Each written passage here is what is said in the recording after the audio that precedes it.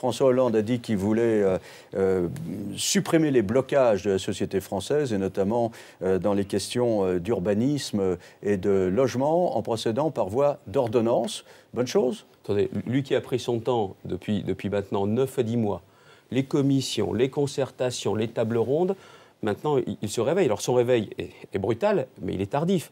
En plus, si vraiment il doit prendre des mesures d'urgence sur l'emploi, bien évidemment, avant la question de l'urbanisme commercial. Je n'aurais même pas la cruauté de vous rappeler ce qu'il disait quand il était premier secrétaire, c'était en 2005, sur le recours aux ordonnances. C'est l'expression plaisanterie. Enfin, pendant la campagne, Nicolas Sarkozy, il avait dit « je veux passer au-dessus des corps intermédiaires et des parlementaires en organisant des référendums ». Bah là, il dit voilà, « accélérons ». C'est pas la même chose. Et encore sur certains domaines. Si vous devez accélérer, c'est sur les réformes. Et là, je pense qu'il est important de rentrer dans le détail. Les réformes sur l'emploi, sur le marché du travail, sur les réformes pour réduire les dépenses, parce que notre pays aujourd'hui souffre d'un pourcentage de dépenses publiques beaucoup trop important. Dans ces directions-là, oui. Et on serait tenté de dire au président de la République, si c'est dans ces directions-là que vous allez, enfin dans le bon sens, on est même prêt sur certains points à suivre. Mais sur la question des ordonnances, de l'urbanisme commercial, ce n'est pas à la hauteur.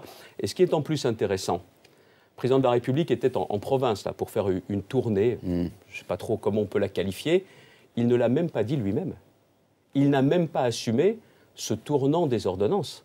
On l'apprend par la bande, on a un président de la République qui n'assume pas ses choix, qui ne dit pas clairement aux Français en les regardant « voilà, j'ai fait le choix des ordonnances ». Il faut qu'on l'apprenne par M. Rebsamen, à qui il a eu cette conversation particulière. C'est pas sérieux, c'est pas sérieux.